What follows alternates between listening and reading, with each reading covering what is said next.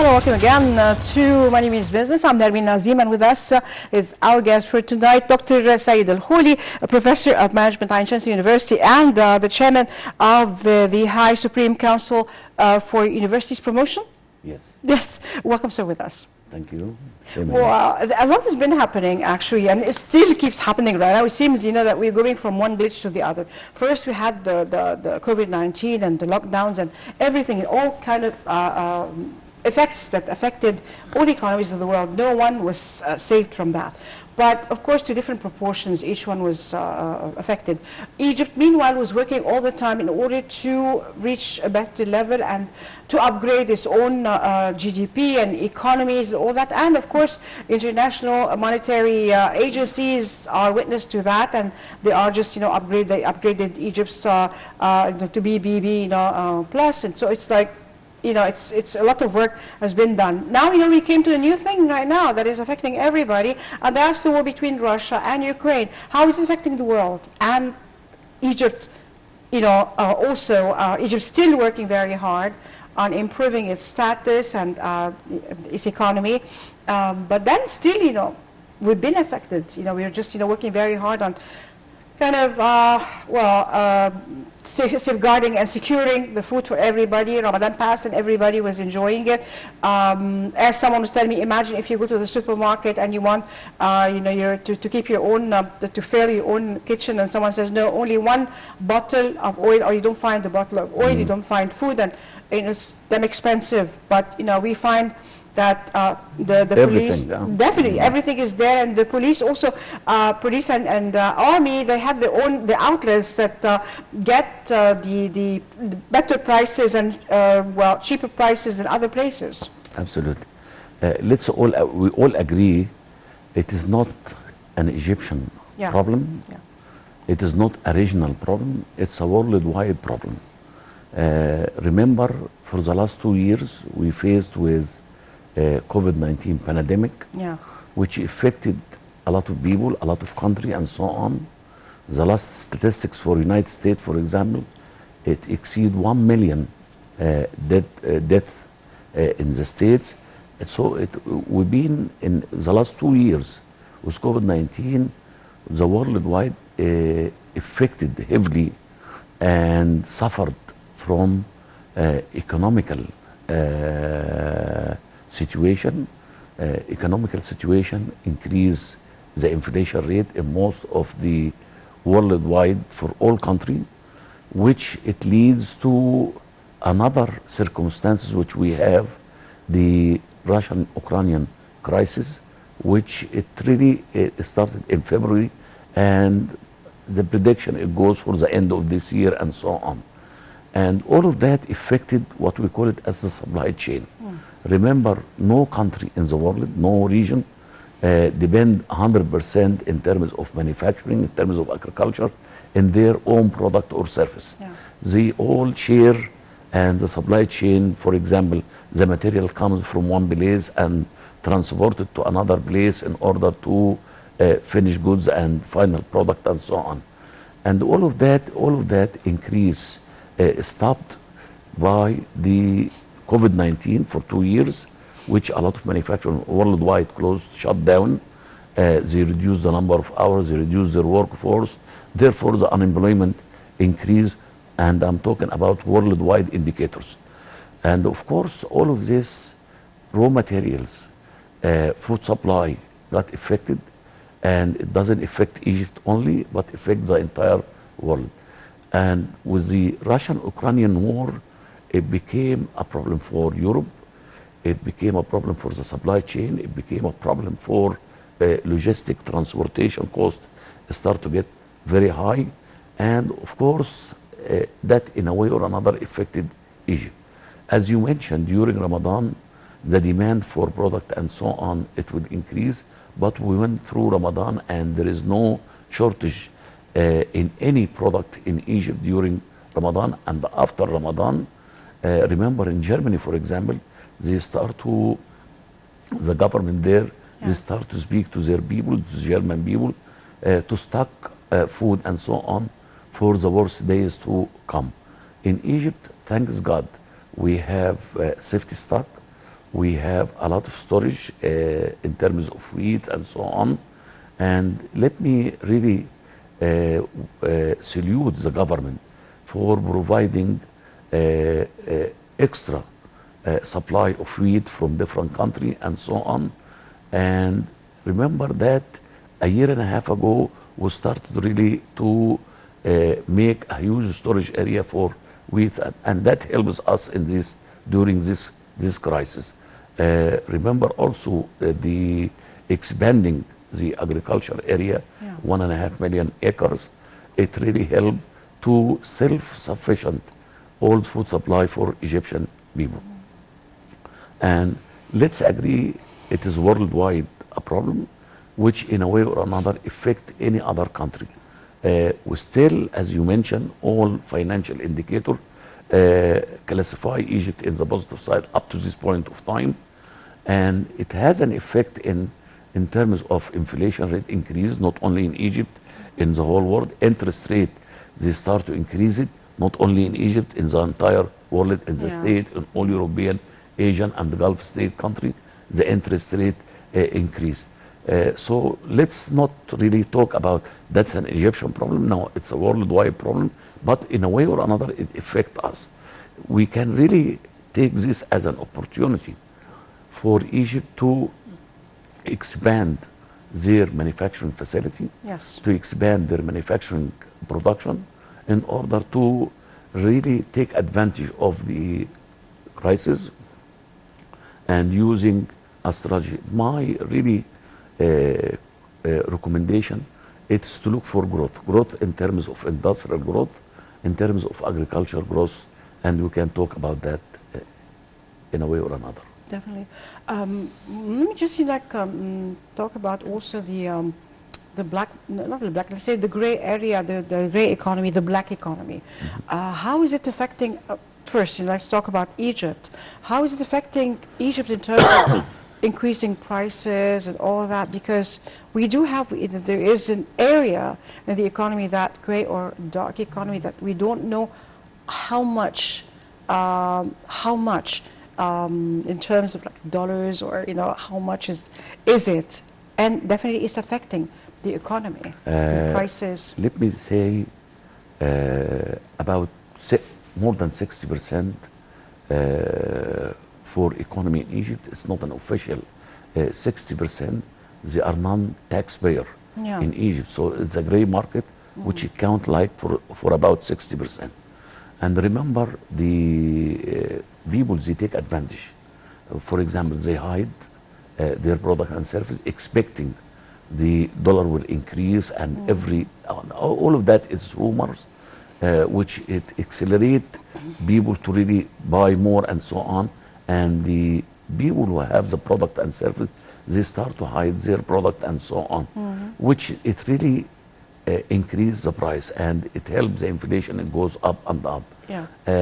Remember, we went through all of that before, and the government policy is to how to control the financial sector in order to overcome any people from taking advantage from the crisis. It's not the government responsibility only.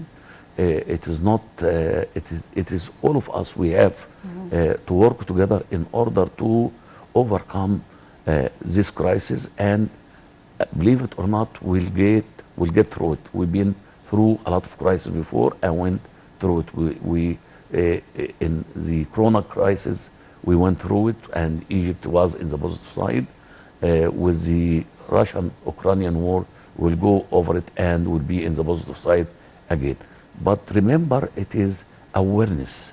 Awareness plays very important role, because the government issue all information in a transparent way, and the people really should not listen to the rumors for increasing the gold price or increasing the exchange rate for Egyptian pound versus American dollars, and people, they start to look for ruble and yuan and so on in order to take advantage from this situation.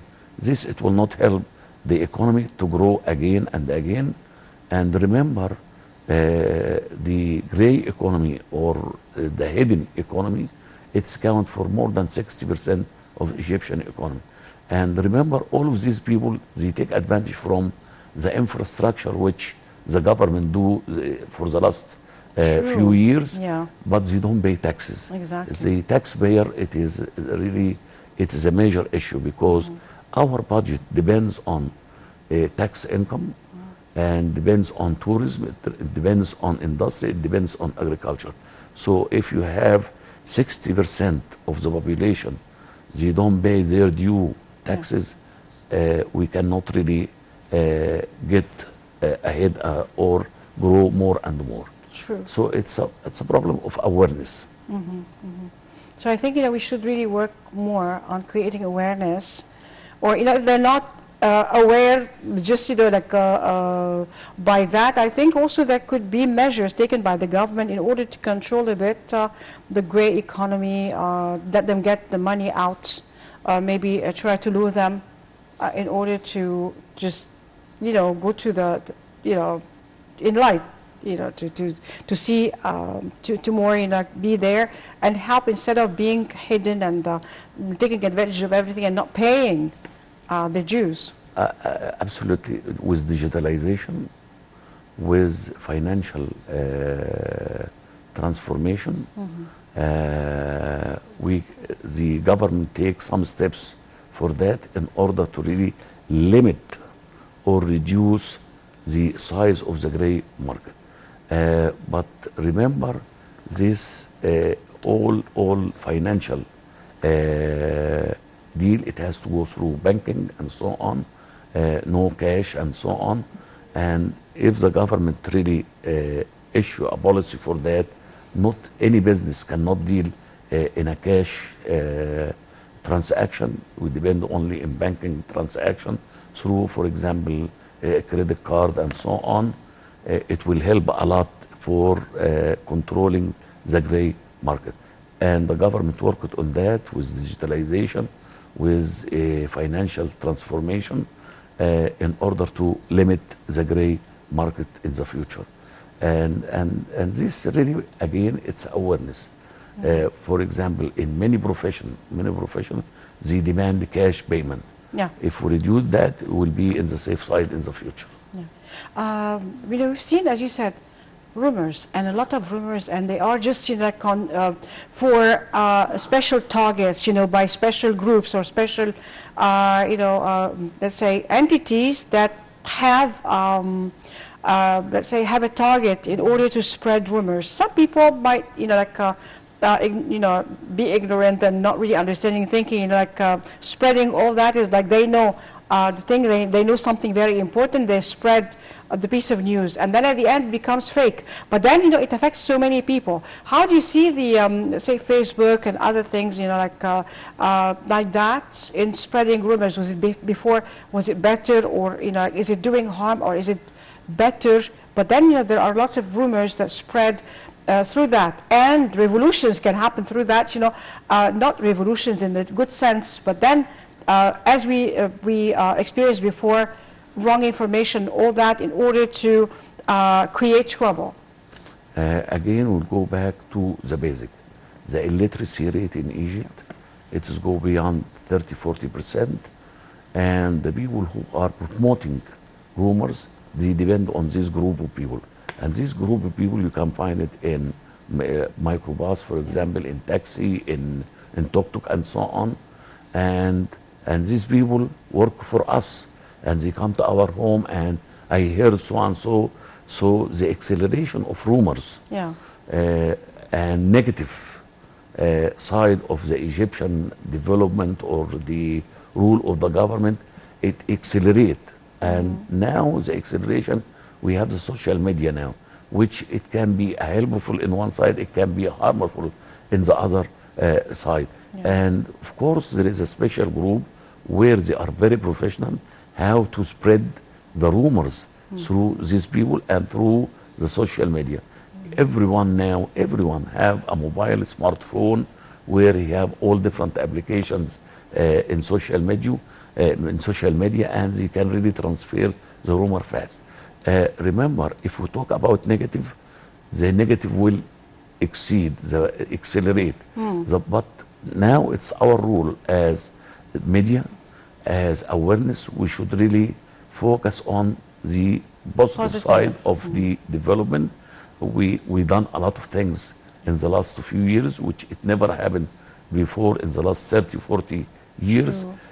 Now Egypt, we have their own supply from power, for example, by 100%, and we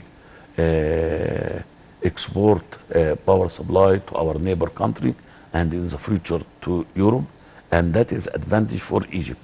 Advantage, as I mentioned before, the Russian-Ukrainian problem will bring for Egypt and the location of Egypt a good opportunity to accelerate in developing our industrial sector.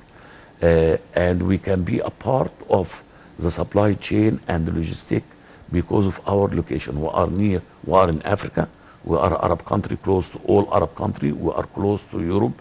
So we have to give investor a huge incentive, again, huge incentive in terms of tax release or tax reduction for them.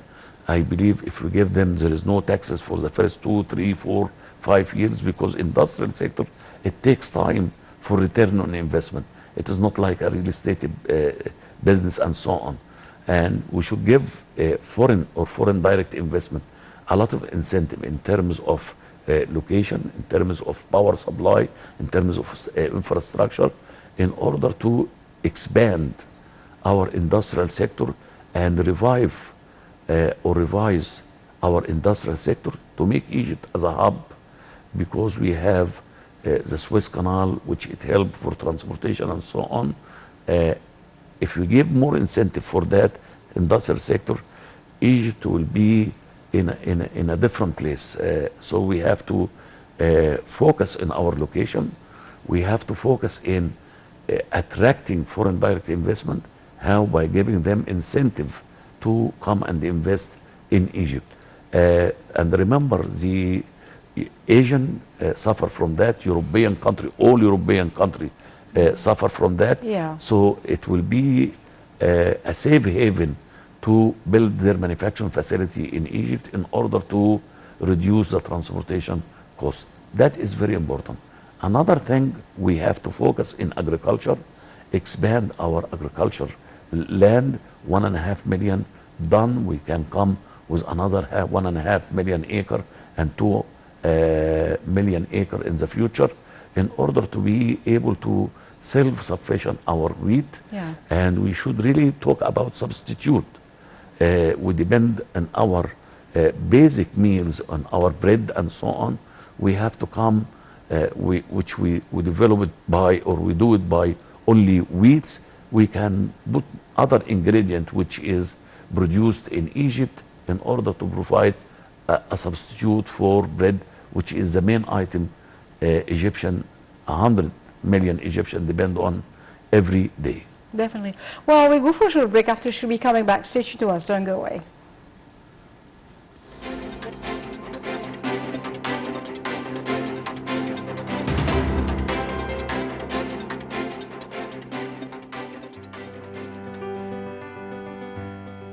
During the holding of the Egyptian-Tunisian Joint Business Forum on Thursday, Dr. Mustafa Madbouli and Mrs. Nagla Bouden, Prime Minister of Tunisia, were keen to listen to the interventions of businessmen about the challenges and obstacles facing their work, as well as to review many of the proposals aimed at overcoming all difficulties in front of the sector's participation, especially strongly in the various projects implemented by the two countries.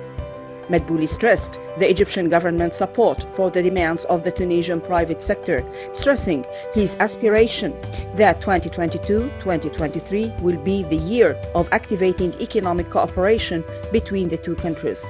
And this requires us to work immediately to achieve this, stressing at the same time that there are no restrictions on the movement of businessmen between the two countries. The two countries called on the ambassadors of the two countries to quickly put in place the immediate mechanism that guarantees the issuance of visas without any obstacles. The European Bank for Reconstruction and Development raised its forecast for the growth of the Egyptian economy to record 5.7% by the end of the fiscal year 2021-2022, an increase of 0.8% from the forecast issued last November, which was at the level of 4.9%.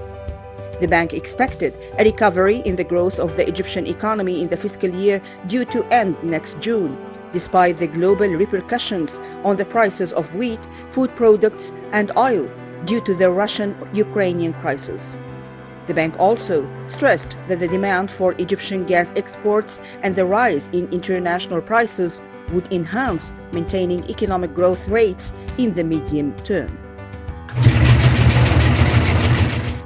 The price of the dollar fell Thursday in all banks and various exchange companies during the daily dealings in the money market, where the price of the dollar today came down significantly from the price of last Wednesday by an amount of 9 piasters. The trading screens in Egyptian banks showed on Thursday the stability of the dollar price against the Egyptian pound, with the increase in the flow of foreign currencies from Egyptians abroad, while the Egyptian government is trying to stabilize the price of the dollar because imported goods are linked to the exchange rate in Egypt. The Suez Canal recorded the highest monthly revenue in its history during the month of April 2022, with a value of $629 million and a tonnage of 114.5 million tons. And navigation statistics record a noticeable increase in the number and tonnages of ships transiting the canal since the beginning of this year. Navigation in the canal from January to April witnessed the crossing of 7,232 ships compared to 6,395 ships during the same period last year, with a difference of 837 ships, an increase of 13.1%, while the net tonnages transiting the canal increased during the same period of this year by 6.5%, by 427.9 million tons compared to 401.9 million tons during the same period last year, with a difference of 26 million tons. Dr. Ibrahim Ashmawi, First Assistant Minister of Supply and Internal Trade and Head of the Internal Trade Development Authority, revealed a study to establish a company specialized in the trade of gold, silver, and precious stones, including government agencies, including banks, companies, and private investors. He added that signing a cooperation protocol with the British University aims to launch a special index to study and evaluate the market value of trademarks registered in the Egyptian market. It includes some local brands in Egypt at the sectoral level, as well as the level of geographical origin inside Egypt, which is a pioneering research initiative of its kind at the state level. The International Monetary Fund announced that Egypt is expected to become the second largest economy in Africa in 2022 after Nigeria. According to Al Arabiya TV, the fund expected the gross domestic product to reach $435.6 billion, while Algeria ranked fourth and Morocco in fifth place. Engineer Yahya Zaki, president of the Suez Canal Economic Zone, participated in the annual meeting of the European Bank for Reconstruction and Development via video conference to highlight Egypt's efforts to attract various investments in green fuel production and clean energy projects. Engineer Yahya Zaki's participation came through a session entitled Egypt, a Story of Development Towards a Green Economy. He stressed the efforts made within the economic zone as one of the investment destinations that provide many investment opportunities in the clean fuel and green hydrogen production sector, as the region is a regional center for maritime transport, logistics services, an industrial center, and a gateway for trade movement between East and West.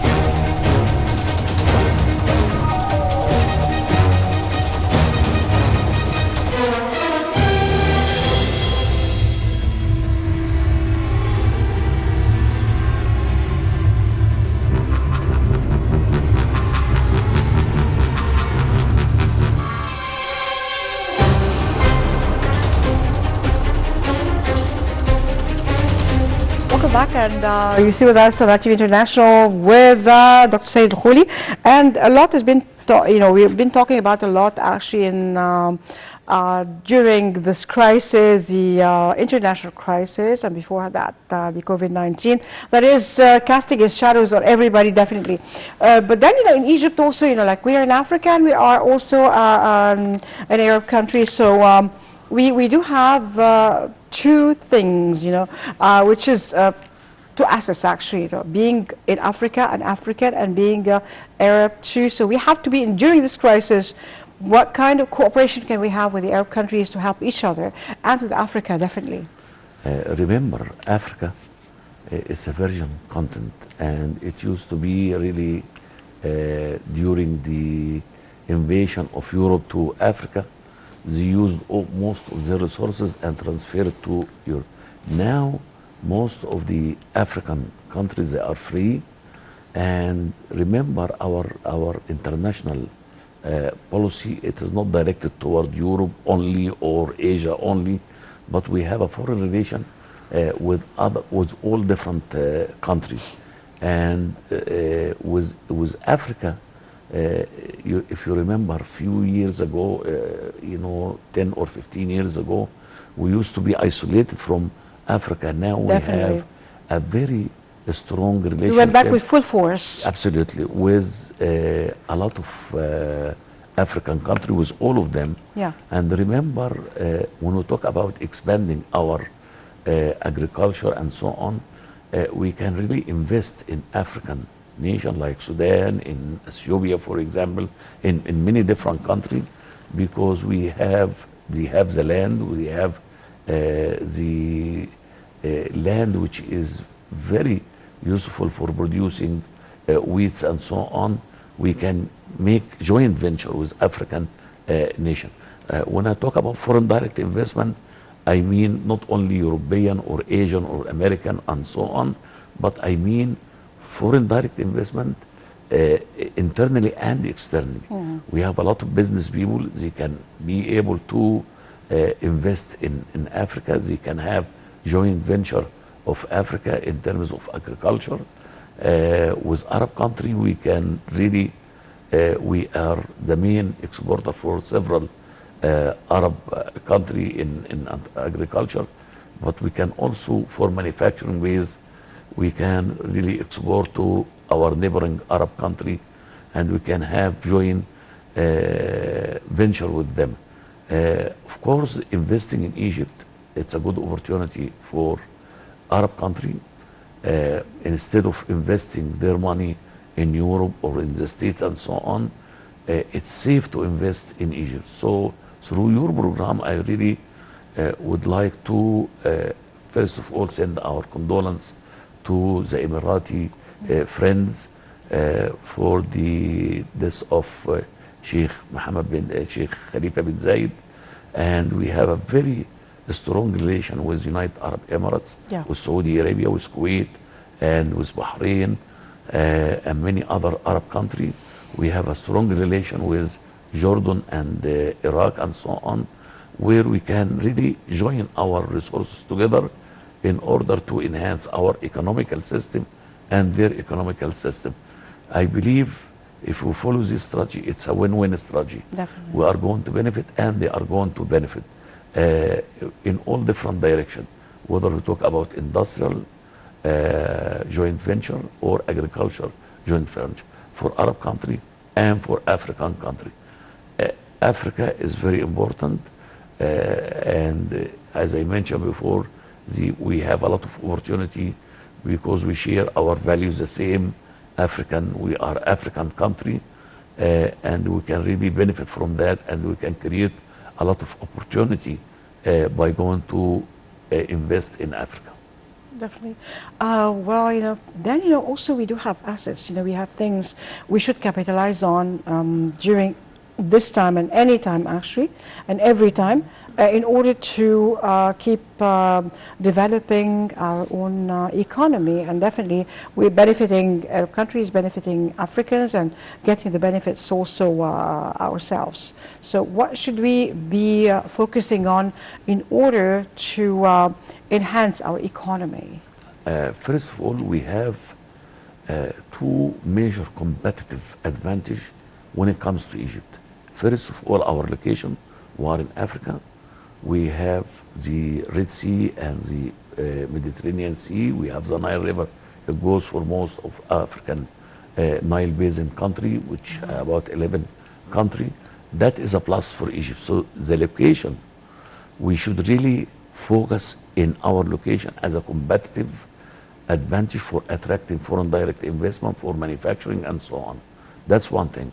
We have another competitive advantage, our labor force. Yeah.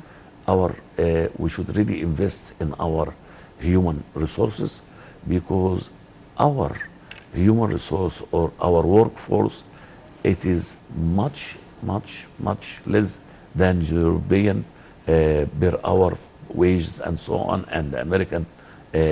So if we really invest in our human resources or our human capital, we'll be able to attract more foreign direct investment.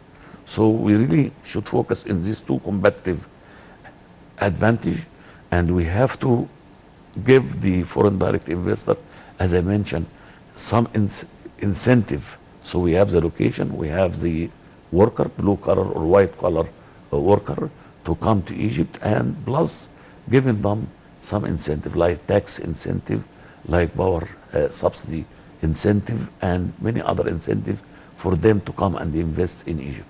I believe if we do that, Egypt it will be a hub for industrial sector and for agriculture sector, plus the new discovery for gas. Definitely. And so on. We are in the surplus side right now. Well, we've got very few minutes to go, so what would you like to say in our last a question I didn't ask? I believe we are in the safe, and God save our army and our police for the recent attack, for the people who really have no relation or have no means for Egypt to come forward.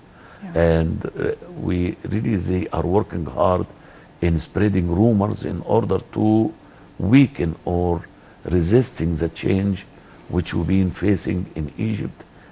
Egypt, it's upward, it's not going to be downward. And Egypt, by Egyptian, I believe in our Egyptian people, in order to stand with the government, stand with the system, in order to go through all different crises. I believe we can do it. We did it before, against all odds. Yeah. We can do it again and again and again. Definitely. So I believe in our Egyptian people, And when I talk about Egyptian people, I'm talking about man and woman and our youth. That is the main competitive advantage is the Egyptian people. They are willing to do and enhance and really make Egypt better and better. Definitely.